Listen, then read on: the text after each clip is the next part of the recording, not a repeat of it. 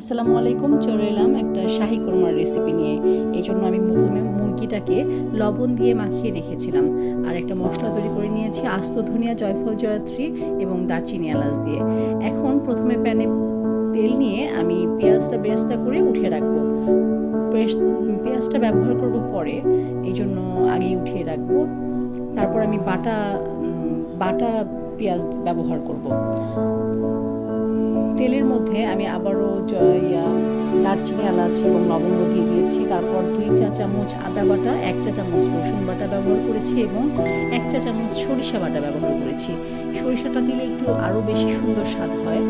এখন আমি ভুনতে ভুনতে তার মধ্যে ওই মশলাটা ব্যবহার করব, জিরা বাটা, আদা বাটা, দারচিনি, এলাচের গুঁড়ো এবং লাল মরিচের গুঁড়ো ব্যবহার করব একটুখানি, একটু হালকা ঝালের জন্য, এটা আলাদা একটা ফ্লেভার আসে। এবার আমি টক দইটা ভালোভাবে ছেঁকে তারপর ব্যবহার করবো, যাতে পানিটা না আসে এবং সুন্দর সাথে করে মশলার সাথে মিশে যায়।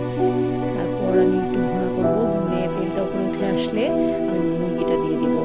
মুরগিটা এবার আস্তে আস্তে আস্তে অল্প জালে আমি ঢেকে ঢেকে রান্না করবো এবং কোনো পানি ব্যবহার করা হবে না, যাতে এটা সুন্দরভাবে কষে যায়। ঢেকে দিচ্ছি, আস্তে আস্তে আমি মুরগিটা সিদ্ধ হবে। নেড়ে দিচ্ছি আবার। এখন তেজপাতা দিইনি, তেজপাতা দিতে একদমই ভুলে গিয়েছি। তেজপাতা ব্যবহার করবো এবং 3 ধরনের বাদাম আমি আলাদা করে ভিজিয়ে রেখেছিলাম। তারপর আমি শিলপাটায় এটা বেটে নিয়েছি, কারণ ব্লেন্ড করলে আমার কাছে মনে হয় একটু আস্তে আস্তে থেকে যায়, এই কারণে আমি শিলপাটায় বেটে নিয়েছি। তারপর একটু লবণ দিয়ে দিলাম, দিয়ে আবার আমি আস্তে আস্তে করে রান্না করতে থাকবো। ভুনা হবে খুবই আস্তে আস্তে। টমেটো সস দিয়ে দিলাম ফ্লেভারটা সুন্দর করার জন্য। আসলে মুরগির মাংসের কোরমায় যত জিনিস সুন্দরভাবে দেওয়া যায় তত সুন্দর হয়, যেহেতু এটা শাহী একটা মুরগির কোরমা।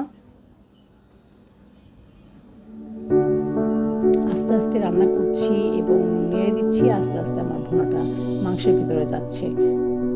যেহেতু আমি অনেকক্ষণ ভিজিয়ে রেখেছিলাম, এবার আমি দুধ ব্যবহার করেছি। দুধটা সবার লাস্টে ব্যবহার করতেই হবে, এটার ফ্লেভারের কারণে আমাদেরকে দুধ ব্যবহার করতে হবে। দুধ ব্যবহারের পরে যখন এটা আবার ফুটে উঠবে, তারপরে আমরা যে ভেজে রেখেছিলাম বেরেস্তাটা, সেটা ব্যবহার করব এবং একবার 1 কোয়া লেবুর রস ব্যবহার করব। এবার আমি দিয়ে দিচ্ছি বেরেস্তাটা ফ্লেভারের কারণে মেইনলি লাস্টে দিতে হয়, প্রথমে দিলে এই ফ্লেভারটা থাকে না।